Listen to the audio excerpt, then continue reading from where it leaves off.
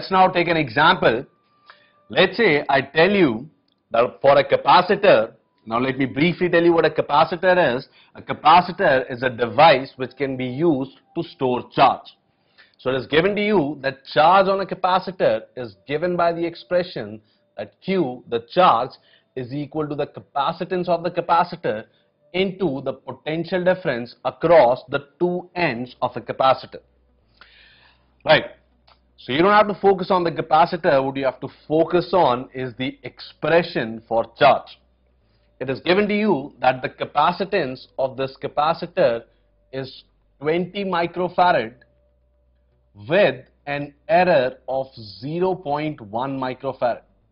So this plus minus 0.1 indicates that this measurement has an error of 0.1 microfarad.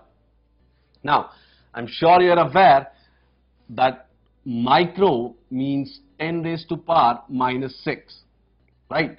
Similarly, milli means 10 raised to power minus 3, kilo is 10 raised to power 3, and mega is 10 raised to power 6. So these are some of the powers that you should remember, because we'll often use these prefixes that we use to indicate the power of 10, right? For example, if someone says that something is measured in nano, it means it is 10 raised to power minus 9. So nanometer would mean 10 raised to power minus 9 meters, right?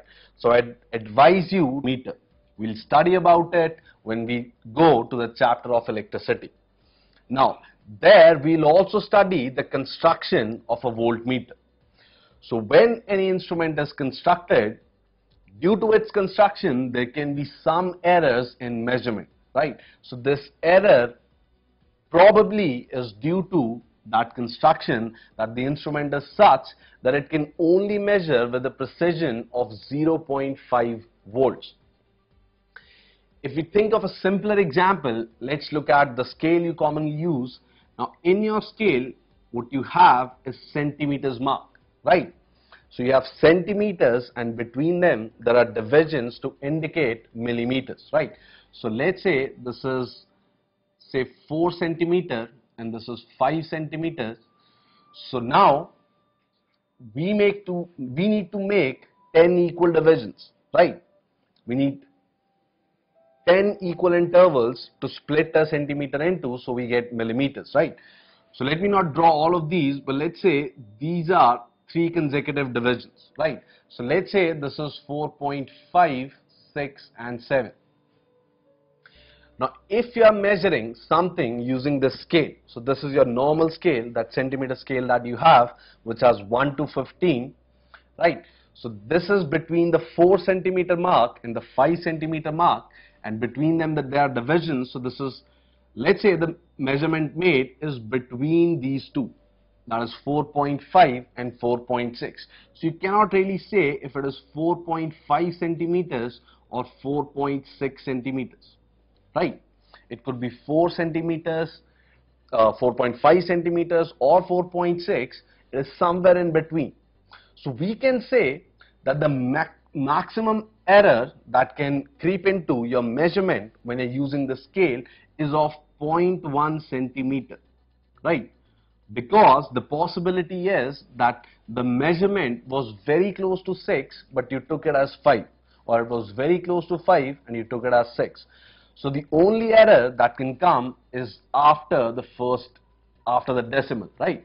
So that is why this scale has an error of 0.1 centimeter, right, which is equivalent to 1 millimeter.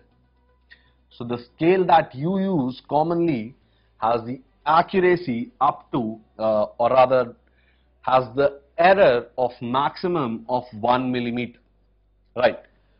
So as we move forward, we'll see the reasons of these errors.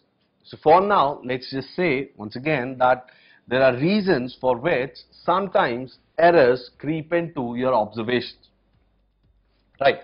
So now we know the capacitance, we know the voltage, we are given the expression to find out the charge on capacitor. Now in such situation, when you're given data with errors, you're supposed to report your answer with the error that can be there, right? So in this case, first of all, we can simply find that charge will be equal to 20 microfarad into 10 volts, which will give you 200 microcoulomb. The unit of charge is coulomb, and you would later study that farad into volt will give you coulomb, right? So that is not the thing to focus on. The first thing that we have done is found out charge by using the expression that we were given. But this result that we have obtained is prone to errors, because the quantities that we use to find out this charge themselves have some error in them, right? So now you see that this is a product, right? Remember, we just studied that in such an expression we could say that dq by q is equal to dc by c plus dv by v, right? Now this dq can be called a small change in charge, right, which can also be approximated as the error in charge. So the error in charge divided by the charge itself is equal to the error in capacitance, which is 0.1 divided by 20 plus 0.5 divided by 10, right? So notice that even though capacitance was in microfarad, I only wrote 0.1. This is because you would have gotten 10 raised to power minus 6 in the numerator and 10 raised to power minus 6 in the denominator, right, if we were to be precise about it, right? So further, we've already found out that charge is 200 microcoulomb. So let's take this quantity and multiply on the right hand side. Now again, notice that if I take the charge as to be 200, if I substitute the value as 200, then since I have substituted the value in microcoulomb, the error I'll get will once again be in microcoulomb. So if instead I was to take into 10 raised to power minus 6, by doing that I'll be converting it into coulomb. So if I did that, then the final error that I'll get will be in coulomb itself. So for now, let's not take this minus 6 and see what's the answer we get. So let's leave this expression as such. This is 0.1 by 20 plus 0.5 by 10. So you can see when you take this 200 on the right hand side, 200 by 20 leaves you with a 10. So that makes the first term 1. For the second term, 200 by 10 leaves you with 20. 20 into 5 gives you 10. 20 into 0.5 gives you 10, which makes it 11. Now, since I substituted this value, keeping it in microcoulomb, the error that I've obtained is once again in microcoulomb. So the small change in charge, so it is more appropriate to denote it with delta Q, right? Right, so the error in charge is 11 microcoulomb. So once I get this, what I can say is that the charge on capacitor Q is equal to 200 plus minus 11 microcoulomb. So this is the complete expression for the charge on capacitor, because this tells you that the charge is 200, but there's an error of 11 microcoulomb, which means that this charge could be from 189 microcoulomb up to 211 microcoulomb. So this is what this value indicates, that you can have, the charge can have any value between 189 microcoulomb and 211 microcoulomb, right? So that is what the error of 11 signifies, that this is the amount by which it can deviate from the value of 200. I hope you understood that 189 is obtained by subtracting 11 from 200. Right. So this completes our analysis for errors. As I told you before, if you want to study this chapter in detail, right at the very beginning, then you can refer to our chapter Experimental Physics and you'll get further details of this chapter. As for the introduction, I'll now be moving on to significant digits. Right, so once again, this is something that you'll start understanding as you solve more problems. But let's talk about it. So significant digits means the number of digits which are significant in any measurement, right? For example, if I was to write that I have 0016 apples, right? Then I might as well say that I have 16 apples, right? And this is true for any measurement. So what this basically tells us is that all the zeros which are to the left of any number are not significant, right? So if you were to count the number of significant digits, we'll say the number of significant digits is only 2, which is 16. On the other hand, if the measurement was 1600, then the zeros are on the right and this time they will be significant, right? So in this case, the number of significant figures is 4, right? Now if you have something written in the power form, for example, if you have a measurement which is 1.67 into 10 raised to power 5, then the number of significant digits is only 3. So this raised to the power 5 is not counted as significant digits, right? So whatever is the power to 10, if we write it in this exponent form, the number of digits is only the digits which are written in the number in front, right? So now the thing that you should be careful about is that if you have a value of 1600 and if you were to turn this into the exponent form, then it should be written as 1.600 into 10 raised to power 3. The reason is it indicates that your value is definite up to the third decimal, right? Because if you write it 1.6 into 10 raised to power 3, you only have 2 significant digits. It means you do not know about the second place. Whereas from the original we can see that we have information up to the third decimal. So the zeros which are on the right are significant. So let's now see how to use significant digits. But before we do that, let's see a few basic principles about rounding off a number. I'm sure you already know this. So let's say if you have a number which is 44.236 and I tell you to round this off to the second decimal place. And in that case, since the number following the second decimal place is greater than 5, since the number is greater than 5, we will increase the previous digit by a value of 1. That is, when you round this number off, you'll round it off to 44.24. So we are basically talking about rounding up a number, right?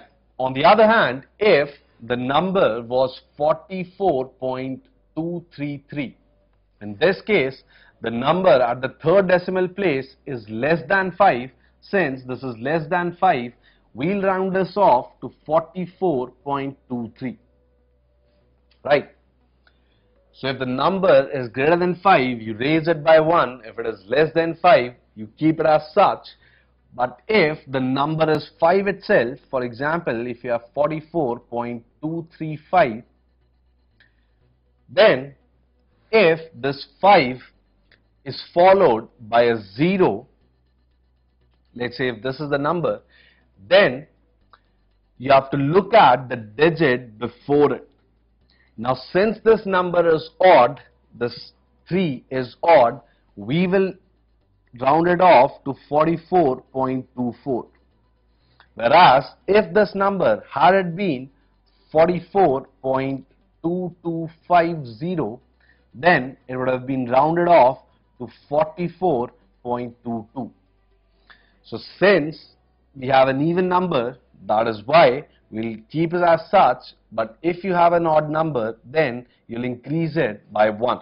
And in case there is nothing following that 5, for example, our original example, let's say it is 44.235, so there is nothing after 5. In such a case, we'll keep the number as such. So if the number was 44.235, it will be rounded off to 44.23, and if it was 44.225, it will still be rounded off to 44.22. So these are the basic rules of rounding off a number. I'm sure you're already aware of these things. So moving on to operations based on significant digits. Let's say you have a length L1 which is 25.341 meters, and you have another length L2 which is 31.21 meters. You have to find L3, which is a sum of L1 and L2. Now, doing this is easy. You already know to find L3, you should simply add these numbers, which is 24.341 and 31.21.